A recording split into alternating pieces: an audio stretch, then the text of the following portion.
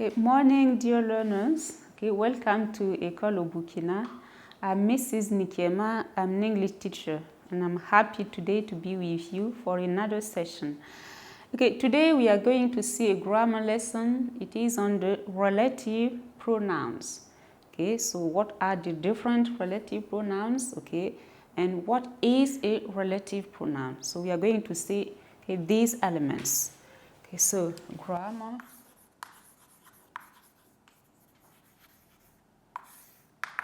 Okay, the relative pronouns. Okay, as a definition, we can say that a relative pronoun is a conjunction that introduces a relative clause. So we have the main clause and the relative clause.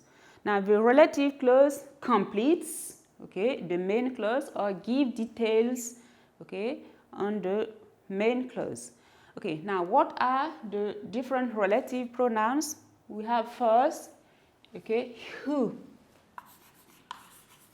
Okay, this is the first one that we are going to see. Okay, we pronounce it who. Okay, now we translate it in French by qui. Now in English, we use these relative pronouns to speak about people. Okay, when you have, for example, a noun that refers to a person, and you want to use a relative pronoun, you can use it. Okay, be it singular or plural, it doesn't matter. Okay, and another sign that permits you to use who, when, for example, you have sentences to complete, after who, you have a verb that is conjugated. Okay, so who, let's take an example. Okay, the man who planted these trees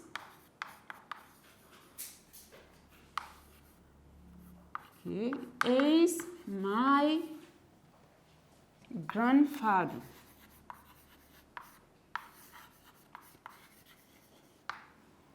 Okay, so here, what is the main clause? Okay, the main clause is, the man is my grandfather, and relative pronoun is who planted trees. So it completes, or it gives details to the main clause here.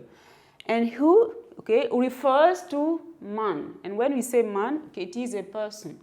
So we use who, to speak about person. And I told you that after who, you have a verb that is conjugated. Here we have, for example, planted.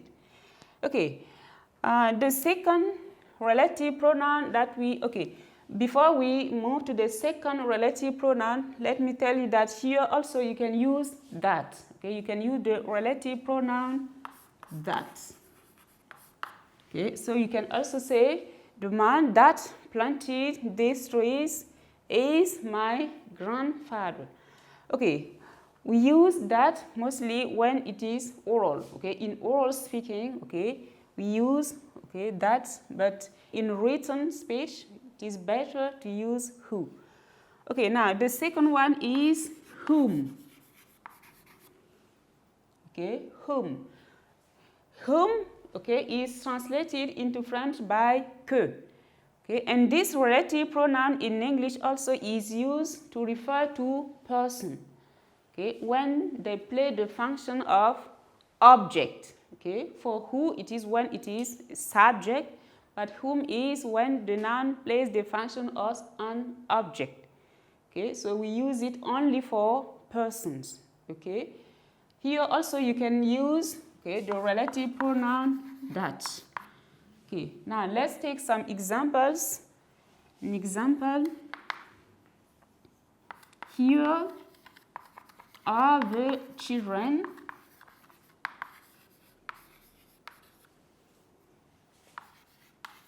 whom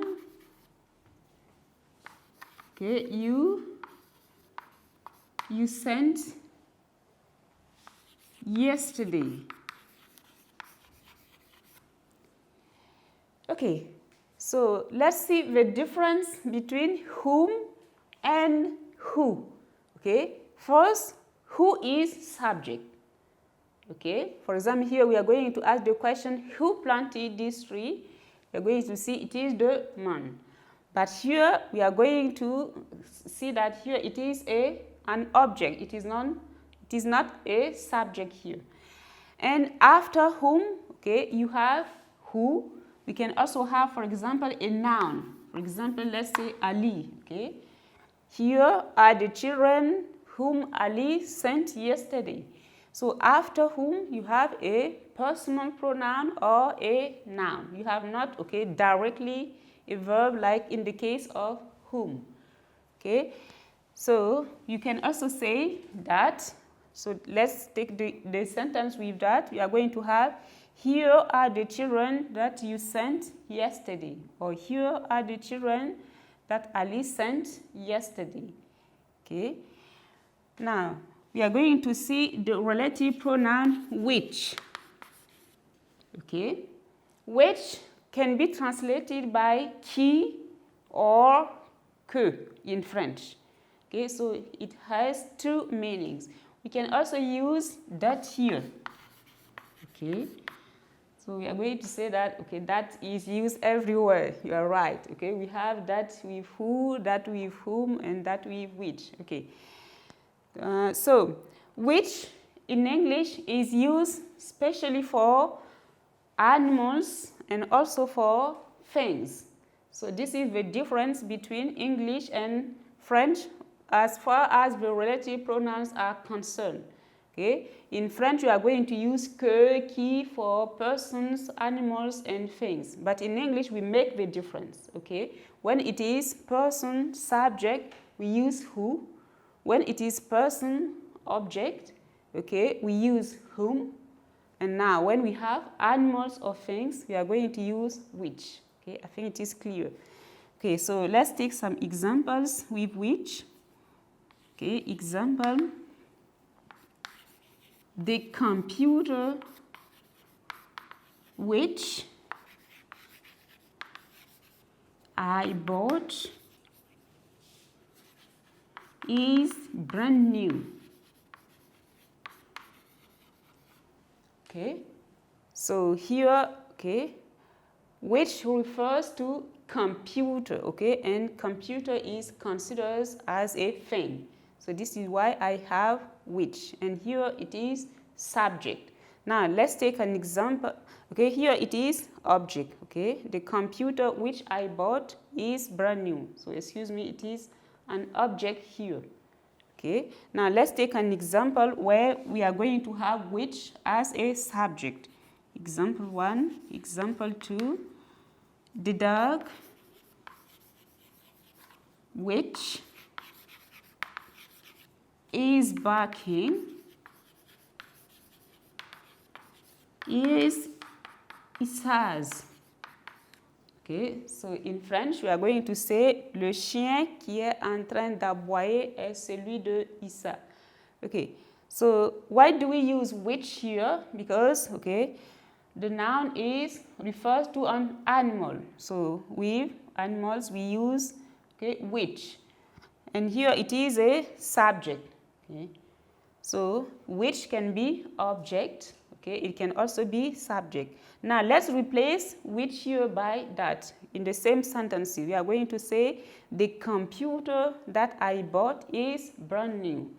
Or the dog that is barking is Issa's. So you can also use that here. So we have seen who. Okay, we said that we use who to speak about, okay, persons when it plays the function of subject. Okay, we can also use that here. After we have whom is also used for persons only, okay, when, okay, it plays the function of an object. We can use also that, okay, where we use whom. Okay, after whom we have which. Okay, with which we use which for animals and also for things. Okay, and you can also replace which by that. Okay, now we are going to see the last one, which is whose. Okay. Whose is translated into French by dont. Okay. And in English, we use it to speak about possessions and also about family ties. Okay. When we speak about family ties, it means les liens familiaux. What is between you and your father, you and your mother, brothers, sisters, etc. Okay, so let's take some examples. Example 1. The peoples whose marks are good will be congratulated.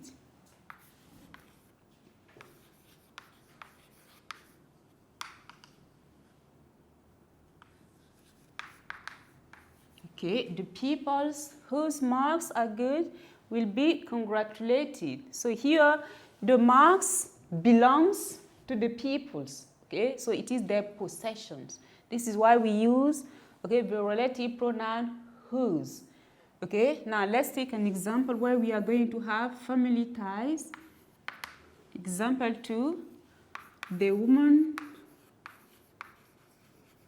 whose baby is sick is going to hospital. Okay, the woman whose baby is sick is going to hospital. So here, between the woman and the baby, we have what we call a family tie. Okay, we have the wife and the baby. Okay, so we have a family tie here. Okay, so in these situations, you use the relative pronoun whose. Okay, something also that you have to know with whose is that when you use whose, you never use an article, in front of the noun that follows. In French, it is possible, but in English, we never use an article, So we are going to say the people whose mark, No article, And here also the woman whose baby, We don't use article here. Okay, so to sum up, we use who, as a relative pronoun, which is subject used for persons.